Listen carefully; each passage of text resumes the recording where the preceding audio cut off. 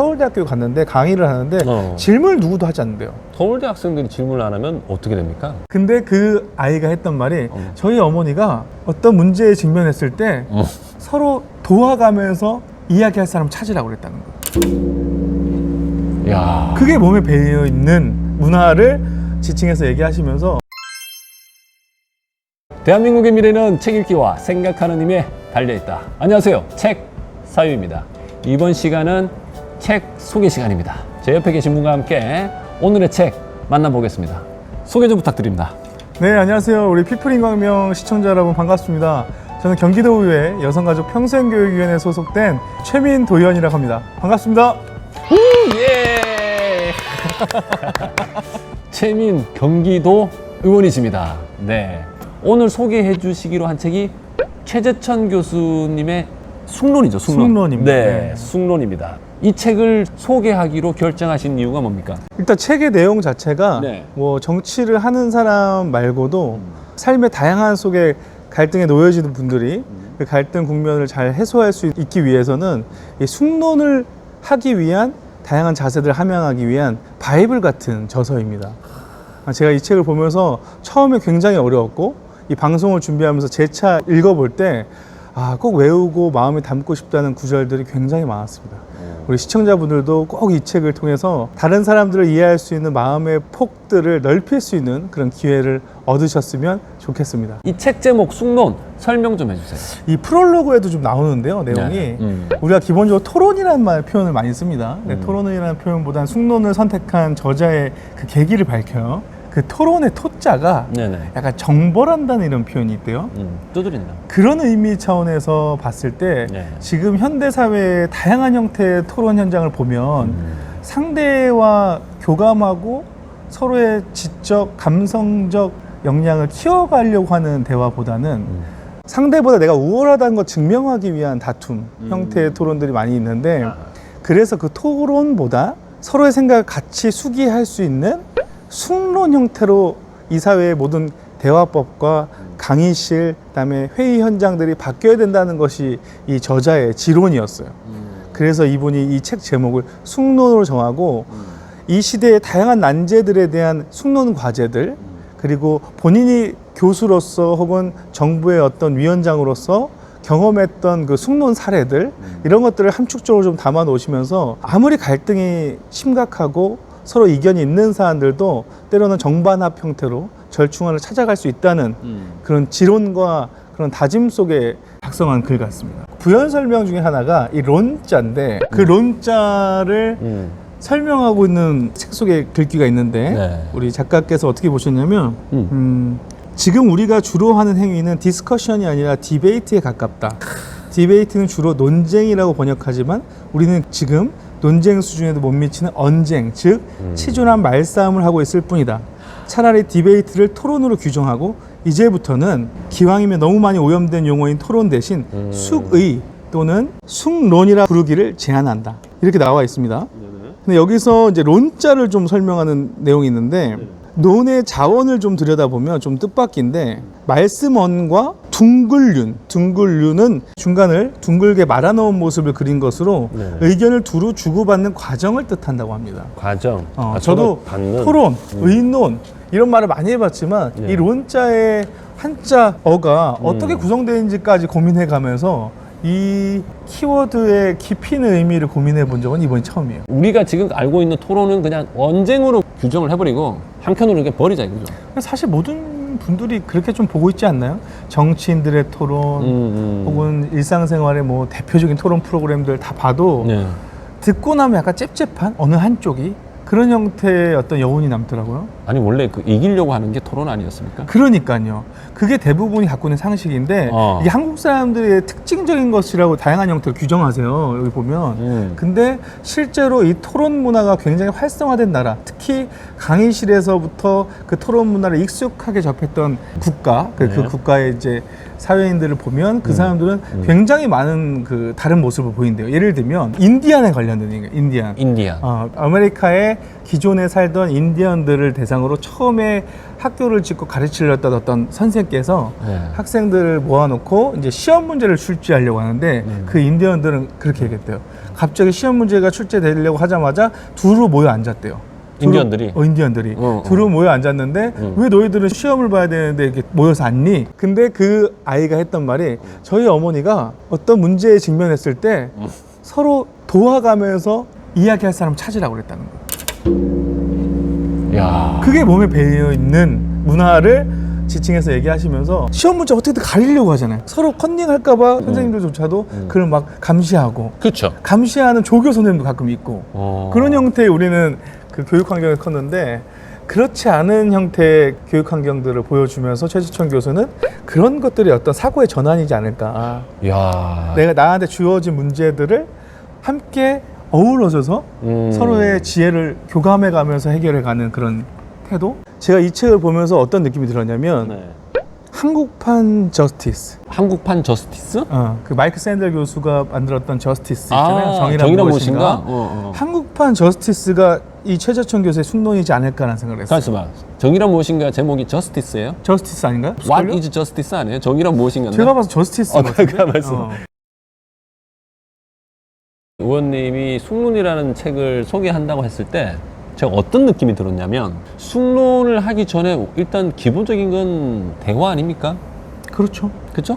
대화. 근데 우리는 초등학교 6년, 중고등학교 해가 총 12년의 교육 동안 대학교를 이제 빼고 대화를 제대로 배운 적이 없어요. 대화하는 법?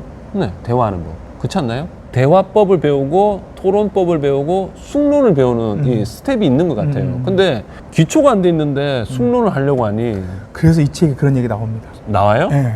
그래요? 그러니까 여기서 말하는 대화법이라는 표현은 나오지 않으나 숙론을 진행하는 법에 대해서 나와요. 그 진행하는 법이 대화의 어떤 기술도 가미된 그런 방법들이거든요. 예를 들면 숙론을 이끌어내는 위원장 자리에서 어렵고 좀 무게감 있는 얘기를 어떤 한 분한테 던져놓고 네. 그 뒤에 그분이 생각하고 고민할 수 있게끔 다른 분하고 아주 가벼운 대화들을 주고받는다고 하더라고요. 그럼 이분이 좀 수기한 상태에서 자기가 답변을 할 수 있게끔 하는, 그러다 보니까 서로가 서로를 존중할 수 있는 분위기가 형성돼서 나중에 결과 보고서를 만들 때도 네. 굉장히 풍성한 형태의 그 위원회 결과 보고서를 만들었다, 이런 경험들을 본인의 경험. 설명하십니다. 이분이 다양한 위원회 위원장으로 활동하셨어요. 그쵸, 그쵸. 저출생위원회 위원장도 하셨고, 맞아. 뭐 나중에- 코로나 극복 위원장도 하셨고 역할을 되게 많이 하셨더라고요. 많이 하셨어요. 저도 사실은 개인적으로 다양한 분야의 다양한 형태의 그 관계자들 많이 만납니다. 네. 직업상 그렇죠. 지역 주민들도 만나기도 하고 그럼요. 그때마다 느낄 때마다 말하는 방식과 갖고 있는 전문적인 지식과 그다음에 경험들이 다 상이에요. 상이한 속에서 그런 분들을 한 이슈를 갖고 묶어서 만나야 될 때가 있어요. 예를 들면 뭐 재개발 이슈라든가. 그렇지. 예를 들면 재개발 이슈를 하는데 어떤 분들은 조합원의 컨디션이고 어떤 분은 조합을 이끄는 분들이고 어떤 분은 그거를 시행을 대리해주는 공공기관 직원들이거나 혹은 정책 설계하는 공무원들이거나 혹은 그 와중에 불가피하게 피해 아닌 피해를 입어야 될, 읍소해야 될 대상들, 이런 다자간 상이한 의견을 갖고 있는 분들을 만날 때가 있어요. 그럴 때마다 내가 항상 이런 숙론의 가치를 느껴요. 이 책을 보기 전에 느꼈습니까? 보기 전에 느꼈죠. 보기 전에 느꼈고, 이 책을 읽은 지 얼마 안 됐으니까 이게 작년 책이거든요. 그래요? 24년 5월인가 그럴 거야 아마. 1년 좀 넘었네. 네네. 그래서 그때마다 사실은 이 톤을 어떻게 조율하고 누군가가 특별하게 마음에 상처받지 않게 이 대화를 이어가게끔 좀 중재도 시키고 말씀하게 하고 좀 고루 이야기를 듣게 해서 특히 솔루션을 낼 때는 정확한 전문적인 법제 현황들을 설명해 줄 수 있는 그런 분들의 말씀을 좀 길게 듣고 이렇게 할 수 있게 중재하는 역할들 많이 하거든요, 제가 직업상. 네. 그때마다 사실 이 숙론의 가치와 숙론의 어떤 능력들을 많이 경험했죠. 그렇겠네. 갈등을 중재할 때마다. 근데 이 책을 보니까 정돈이 돼요. 지금 약간 동물적 감각으로 느껴왔던 것들이라면, 왜냐하면 제가 이제 이 업계에 오랫동안 일했던 편이잖아요. 업계라니까 좀 이상하다. 네. 이 정치 분야에 좀 오랫동안 제가 국회 보좌진도 했고, 그럼요. 도의원 활동도 하고 10년이죠, 10년. 하면서 제가 많이 배워왔기 때문에 네. 사실 체득화된 건 있는데 정립화된 이론은 별로 뭔 없던 느낌인지 거예요. 알겠어. 근데 그런 것도 좀 많이 해결해주는 책이었고, 동시에 이분이 되게 재밌는 게 책을 많이 쓰셨어요. 최 교수님 책 많이 썼죠. 자기 책을 섹션마다 잘 소개해 놓으세요. 아. 이럴 땐 내 책 그것을 인용. 깨알 홍보. 깨알 홍보도 하시고 번역도 많이 하시고. 또 좋은 저서들은 소개도 하시고 여기 책 제목들이 많이 들어가 있습니다. 그래서 딱 보면서 이 책도 사봐야겠다. 이 책도 한번 빌려봐야겠다. 괜찮네. 여기 경기도 도서관이잖아요. 여기서 한번 빌려봐야겠다. 아, 그렇지, 그렇지. 이런 생각을 많이 했습니다. 그렇네요. 그러니까 여기가 경기 도서관 아닙니까? 네, 맞아요. 갑자기 맞아요. 툭 튀어나왔는데 네. 맞아요. 이제 오픈이 얼마 안 남았습니다. 얼마 안 그죠? 남았습니다. 10월 중순쯤에 오픈하는데 이 영상이 오픈 전에 나갈지 후에 나갈지 모르겠지만은 네. 저도 이제 도서관을 많이 가거든요. 네. 광명에도 이제 철산, 뭐 소아한, 광명. 광명, 충현, 연서, 충현 빼고 다 가봤네요, 제가. 아, 그래요? 충현 빼고는. 근데 야 여기는 국회 도서관보다 더 잘 만든 것 같아요. 약 1,300억이 들었습니다. 1,300억 정도가 들었고 1,300억. 근데 여기는 사실 그냥 일반 공공도서관이라기보단 네. 시군의 모든 공공도서관과 작은 도서관들을 통할하는 광역도서관의 기능을 하는 거점 도서관이에요. 그거에 대한 이제 구체적인 설명, 이제 정책 설명으로 가야 돼서 네. 좀 지향할 필요가 있지만 해주셔야 그만큼 되고. 이제 경기도가 새롭게 거듭나는 어떤 브랜드가 될 겁니다. 이 경기 도서관이라는 브랜드가 단순히 책만 보는 도서관이 아니라 네네. 문화, 예술, 그다음에 진로 다양한 형태를 여기서 찾아갈 수 있는 지혜 보고를 만들자는 그런 야. 전략으로. 제가 충론을 왜 이게 관심이 많냐면 전 전적으로 동의를 하거든요. 그런 얘기가 너무 좋더라고요. 누가 맞는 게 아니고 무엇이 맞느냐에 대한 얘기. 네, 맞아요. 부제입니다. 네, 이 책에. 그쵸. 네. 부제로 앞에 있는데 그래서 우리는 계속 토론이라는 게 보면은 내가 옳고 네가 잘못됐다라는 것에 대한 인식이 강했거든요. 네, 네. 그래서 계속 싸우잖아요. 네. 상대방을 꺾어야 되니까. 네. 근데 그 토론은 맞잖아요. 맞죠. 맞죠? 저는 사실 그것도 필요하다고 보는 입장이에요. 근데 여기서 말하는 건 기본적으로 삶의 양태를 얘기하세요. 이거는 단순히 업무상의 회의, 어떤 쟁점상에 대한 논의 이런 것들만 두고 얘기하는 것이 아니라 우리 교육 전반에 개선해야 될 교육 시스템, 그 안에 이 숙의하고 숙론하는 체계를 우리 아이들이 어릴 때부터 학습하고 경험해야 된다. 이게 이 책의 이야기의 거의 전부입니다. 지금의 대한민국이 걸어왔던 그 여정을 봤을 때 지금까지의 아주 주입식 교육 형태가 무조건적으로 실패했다 보기 어렵다. 왜냐하면 비약적 성장 이런 건 결과론적으로 사실이니까. 그렇죠. 결과. 그러면 지금의 대한민국, 지금의 글로벌 스탠다드로서의 대한민국, 그럼 우리 아이들이 어떤 형태의 교육을 받고 성장해야 되는가, 이런 것에 대한 화두로 이 숙론이라는 시스템을 교육 현장에 깊이 있게 뿌리 박아야 된다. 특히 대학 교육에는 더 그것들을 우선화해야 된다. 왜냐하면 이분이 서울대 교수기도 하고 하버드대 교수기도 하고 다양한 학교에서 교수를 하셔서 지금 이화여대 교수신데, 그렇죠. 이분이 얘기를 하실 때 1990년대 중후반의 사례를 얘기하시면서 서울대학교에 갔는데 강의를 하는데 질문을 누구도 하지 않는데요. 서울대 학생들이 질문을 안 하면 어떻게 됩니까? 뭐 저는 이제 학교마다 뭐 차이는 있는 게 아니라 그냥 우리의 교육 환경에 따른 학습의 산물이라고 보는데 그분은 서울대로 지칭했어요. 근데 연대는 그렇지 않다, 이런 내용이 나와 있어요. 여기 나와요? 네, 나와요. 연세대는 그렇지 않다? 그러니까 본인이 이제 연대 와서 강의를 또 해본 거예요. 서울대 교수가. 근데 연대 학생도 좀 다르니까. 왜? 그때 서울대 총장이신 그 총리까지 하신 분 누구죠? 정운찬인가 정운찬. 그 총장과 대화 속에 예. 그 사례를 그렇게 나와 있는데 근데 그 맥락은 그거 같아요. 뭐예요? 대학 교육 포함한 일선 이제 초중고등학교 학교에서부터 숙론하고 상대의 이야기를 듣고 다양한 형태의 난제, 시험 문제도 난제일 수도 있고 삶의 문제도 난제일 수 있는 이런 것들을 친구들과 교감해 가면서 풀어갈 수 있는 그런 지혜들, 태도들, 이런 것들을 우리 아이들에게 계속해서 교육하고 그 환경을 만들어줘야 된다. 또 그런 것들로 평가 지표 삼아서 평가되는 세상을 만들어야 된다. 교육 환경 세상을. 이렇게 주장을 하세요. 이 책에. 최 교수님이. 네, 최 교수님이. 그런데 서울대하고 연세대는 뭐가 차이가 있습니까? 그건 단편적인 사례로 나와서 막 구체적으로 서울대와 연세대가 무슨 차이가 있다고 나온 것은 아니에요. 서울대가 이렇다, 연세대가 이렇다 규정화 시킨 건 아니고 가보니까 연세대들은 아니 규정을 했어요. 근데 여기서 그냥 표현상으로, 그러니까 그 대화상의 짤막한 대화를 그냥 여기서 인용한 거기 때문에 그 안에 담긴 다양한 경험들과 어떤 맥락들은 다 설명을 안 담겨 있지만 그 당시에 자기가 서울대 가서 강의해 봤을 때와 연세대에서 강의해 봤을 때 좀 다르더라. 짧은 경험치를 근데 얘기하는 그 거죠. 맥락은 뭐냐면 제가 느끼면은 최고 엘리트인 학생들이 너무 주입식 교육이 완전히 우수하다 보니까 이 아이들은 외우고 쓰는 달인들이 되어버렸다는 거죠. 외우고 쓰는데 그러다 보니까 질문하고 문제 제기하고 새로운 것들을 받아들이고 그럴 수 있지 않을까라는 물음표를 남겨두고 이렇게 하는 것들이 되게 익숙하지 않은 거야. 여기서 그 맥락을 내가 이해해보면 그쵸. 그렇게 느꼈어요. 계속 설명해 주는 거 듣는 거지. 네. 머리 집어넣고 맞습니다. 이해하려고. 맞아. 이해가 안 되면은 그냥 내 문제로 생각하고 얘네들이 외워. 음. 그러니까 유시민 작가도 수학을 외웠대잖아. 이해를 안 하고. 그럴 수 있죠. 그 시대는 더 그랬겠죠. 본인이 꽤 외웠대. 그러니까 이해를 모른대, 과정을. 외웠대. 그래야 나중에 과학 공부해가지고 뭐 문과 남자의 과학 이야기인가? 뭐 있었어. 그치, 그래 썼다고 그러는데 그 맞아요. 이게 교육 문제는 끝도 없어, 얘기해도. 끝도 없지만은 저는 대화, 결국 이거는 교육 문제에서 또 같이 또 접목이 돼야 되고, 왜냐면 학교에서 못 가르쳐 주면 부모가 가르쳐 줘야 되지 않겠습니까? 맞아요. 이 책 내용을 따로 이렇게 설명하는 게 낫나요? 아니면 지금까지 했던 내용으로 뭐 가름하는 게 낫나요? 또 좀 설명을 좀 할게요. 목차를 그렇죠. 보면서 설명을 좀 할게요. 목차를 보면서? 목차를 보면서. 네네.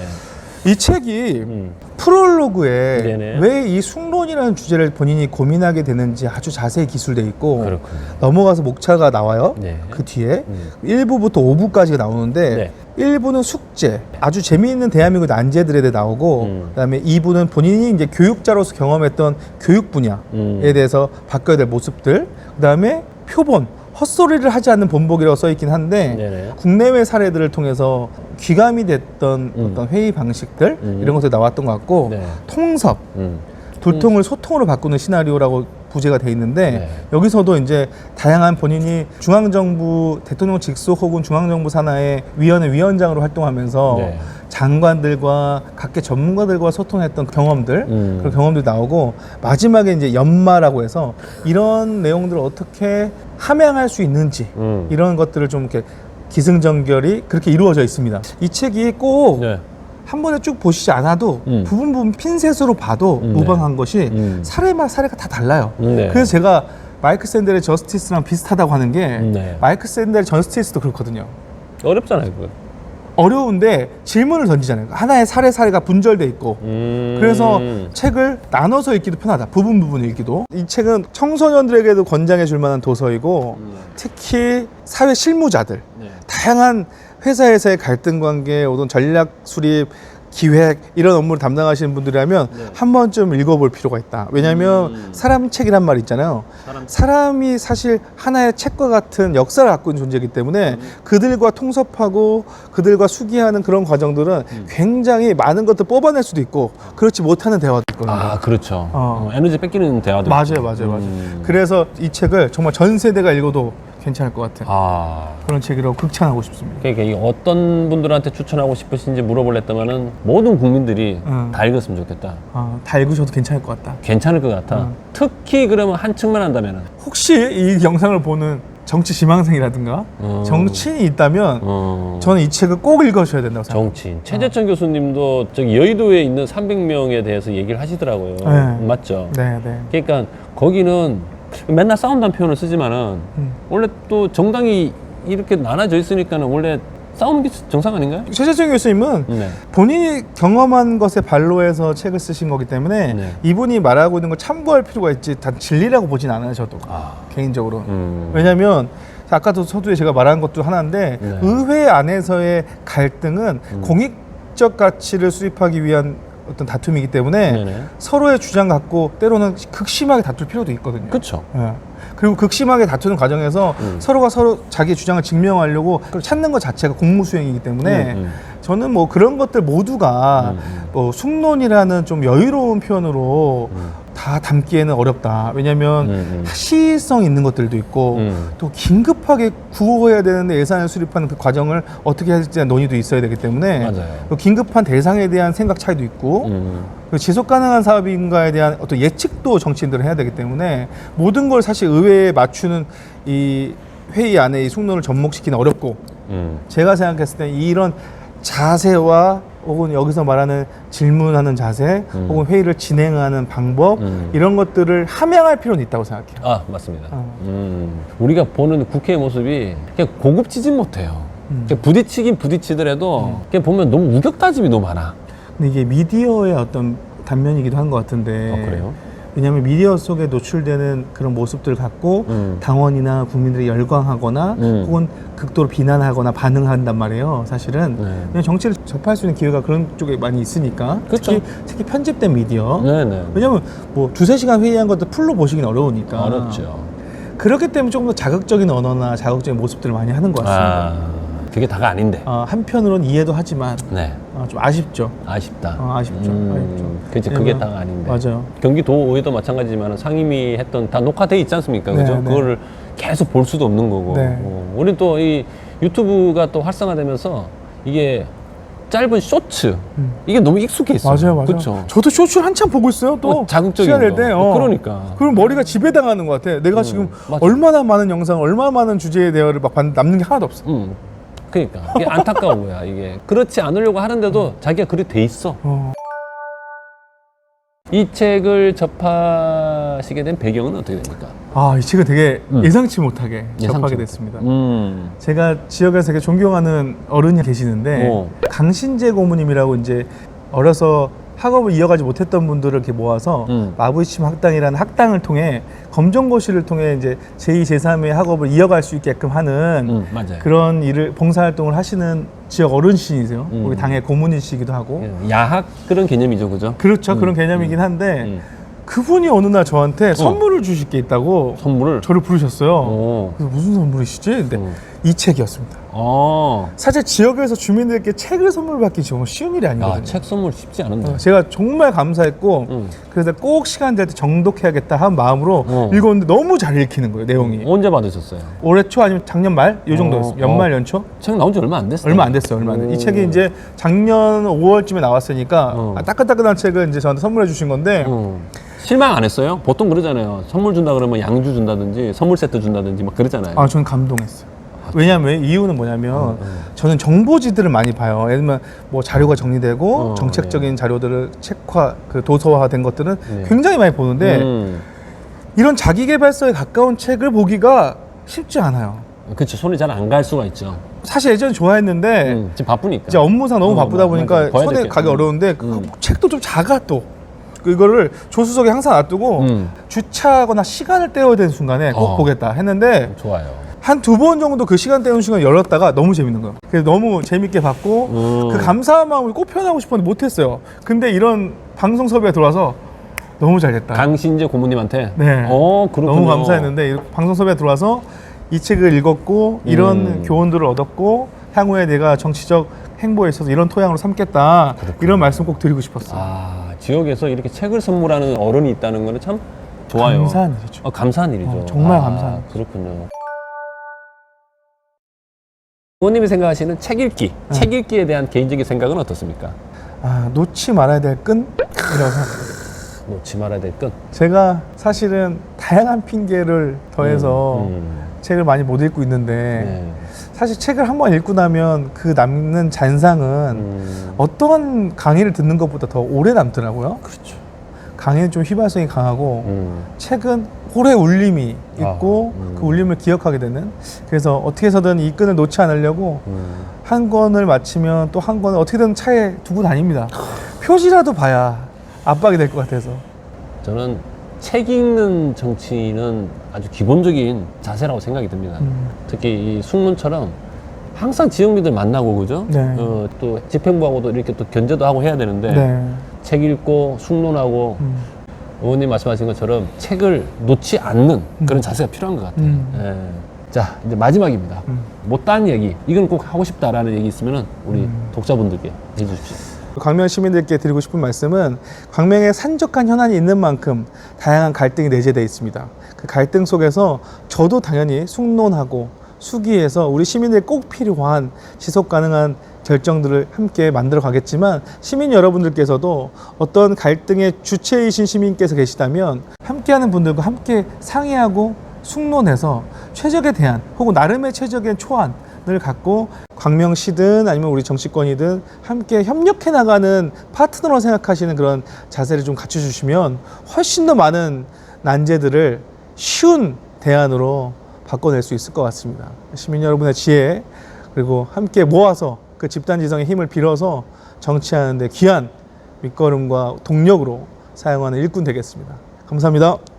의원님이 얘기하시는 거를 들으면서 갑자기 이재명 대통령이 생각나네요. 이재명 대통령이 회의하는 모습을 막 이렇게 많이 보여주잖아요. 네. 지금 현재 국민들이 이런 모습을 접한 적이 별로 없어요. 맞아요. 별로 없는 게 거의 맞아요. 없었죠. 거의 없었죠. 리더잖아요. 그렇죠? 음. 그러니까 의원님께서도 이 숙론을 얘기하면서 숙론, 네. 그렇죠? 계속 얘기하고 듣고 이런 과정을 하는 이재명 대통령의 모습이 갑자기 보여가지고 아유, 그래서 괜찮으십니다. 네, 우리 최민 의원님이 이제 광명을 넘어서 경기도, 지금 경기도 의원이시지만은 더 큰 정치를 하실 거라고 믿어 의심치 않고, 꼭 뭐 찍어주세요, 펴주세요 이게 아니고, 네, 맞습니다. 저는 이렇게 책을 읽고 광명 시민분들하고 이렇게 이 책을 가지고 얘기할 수 있는 경기도 의원, 정치인이 있다는 것에 대해서 저는 광명의 소중한 자산이라고 생각합니다. 감사합니다. 네. 이렇게 시간 내주셔가지고 얘기해 주셔서 너무 감사하고, 저도 이 좋은 책 꼭 읽겠습니다. 네. 최 교수님도 좋아하고 설명을 너무 잘해 주셔가지고. 네, 그러면 다음에도 알찬 내용으로 찾아뵙겠습니다. 지금까지 책 사유였습니다. 고맙습니다. 도의원 임기 얼마 안 남아서 이걸 잘 사용할 수 있을지 모르겠지만 왜 끝나요? 끝나면 이제 아니 뭐 도민과 약속한 시간은 끝나가니까 제 약속이 들어갈지 그건 알 수 없고요. 네. 얼마 안 남았다 그래서 임기 얼마 안 남았죠. 슬펐어. 슬퍼. 아니 재선하면 되잖아요. 그래서 그건 또 도민들 선택을 받아야 되니까. 그렇죠. 아니 그건 알 수 없죠. 제가. 최민 의원이 재선을 안 하면 누가 합니까? 그렇게 과찬해 주시면 제가 아니 뭐 몸둘 바를 모르죠. 아니 재선 안 될 것 같으면 영상을 왜 찍습니까?